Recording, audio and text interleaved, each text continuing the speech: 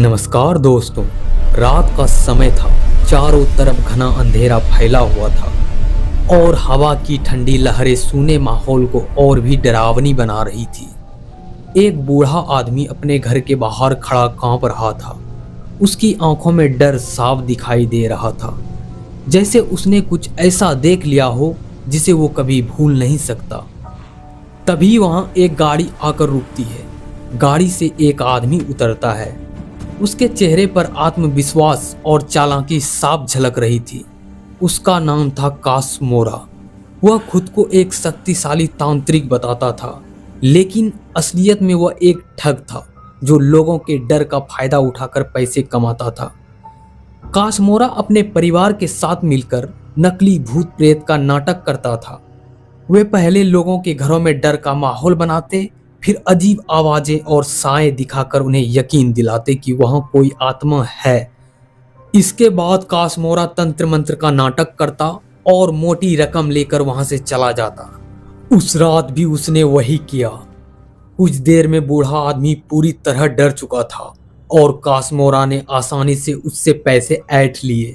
कासमोरा के लिए यह सब एक खेल था जिसमें वह हमेशा जीतता था, लेकिन किस्मत उसे एक ऐसे खेल में ले जाने वाली थी जहां से बचना इतना आसान नहीं था। एक दिन एक बड़ा मंत्री कासमोरा को बुलाता है। वह एक पुराने और खौफनाक महल को अपने कब्जे में लेना चाहता था, लेकिन उस महल की डरावनी कहानियों की वजह से कोई भी वहां जाने की हिम्मत नहीं करता। लोगों का कहना था कि वहां एक खतरनाक आत्मा रहती है।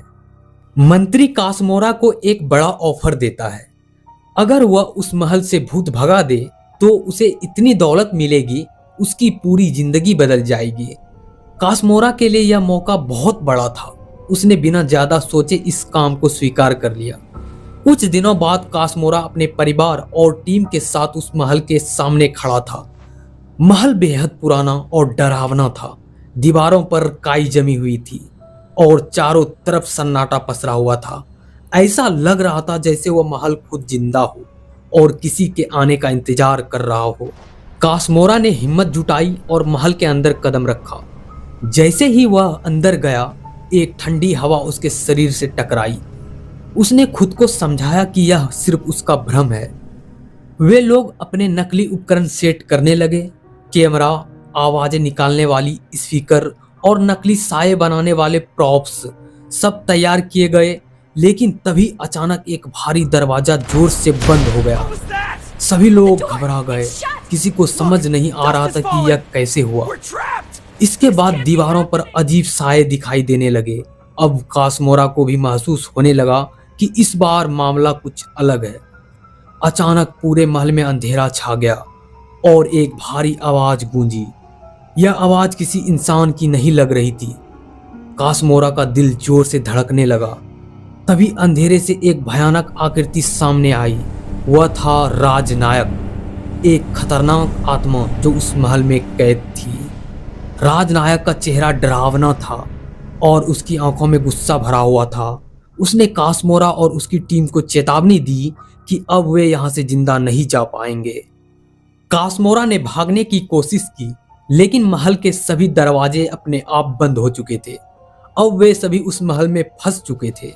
धीरे धीरे कासमोरा की टीम के लोग एक एक करके गायब होने लगे।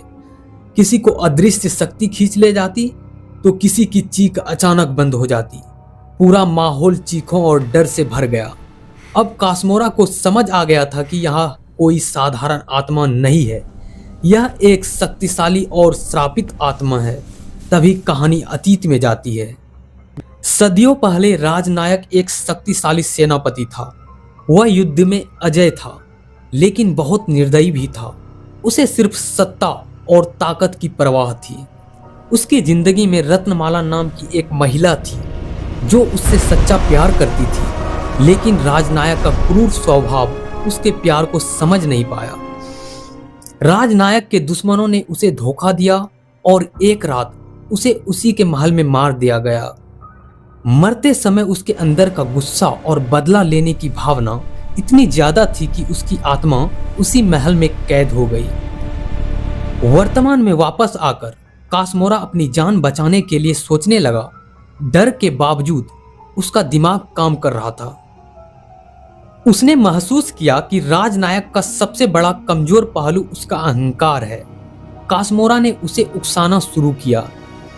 उसने कहा कि इतना शक्तिशाली होने के बावजूद वह महल में कैद है। यह सुनकर राजनायक गुस्से में आ गया। कासमोरा ने इस मौके का फायदा उठाया और नकली तंत्र मंत्र का नाटक शुरू कर दिया। वह मंत्र पढ़ने लगा और ऐसा दिखाने लगा जैसे वह राजनायक को काबू कर सकता है। कुछ देर के लिए राजनायक भी भ्रमित हो गया, लेकिन जल्द ही उसे समझ आ गया कि कासमोरा उसे धोखा दे रहा है। इसके बाद उसका गुस्सा और भी भड़क गया और महल में तबाही मचने लगी। कासमोरा अब पूरी तरह फंस चुका था, लेकिन उसने हार नहीं मानी। उसने महल के अंदर एक पुराने तांत्रिक चक्र को ढूंढ निकाला जो आत्माओं को बांध सकता था। उसने योजना बनाई कि वह राजनायक को उस चक्र के अंदर लाएगा। कासमोरा ने उसे फिर से उकसाया और गुस्से में राजनायक उस पर हमला करने के लिए आगे बढ़ा। ठीक उसी समय कासमोरा उस चक्र के अंदर चला गया और मंत्र पढ़ने लगा। अचानक एक तेज रोशनी फैली और राजनायक उस चक्र में फंस गया। वह छटपटाने लगा, लेकिन अब वह काबू में आ चुका था। इस मौके का फायदा उठाकर कासमोरा वहां से भाग निकला और किसी तरह अपनी जान बचाने में सफल हो गया। कुछ समय बाद कासमोरा फिर से अपने पुराने काम में लग गया। वह फिर लोगों को बेवकूफ बनाने लगा जैसे कुछ हुआ ही नहीं हो। लेकिन एक रात जब वह अकेला था, उसे अपने पीछे एक जानी पहचानी आवाज सुनाई दी। वह धीरे धीरे पीछे मुड़ा और उसकी आंखों में डर साफ दिखाई देने लगा। राजनायक की आत्मा अब उसके पीछा कर रही थी और इस बार शायद बच निकलना इतना आसान नहीं होगा। धन्यवाद दोस्तों। अगर आपने यहां तक देखा तो आप हिम्मत वाले हो। सब्सक्राइब करो वरना आज रात वो वापस आ जाएगा।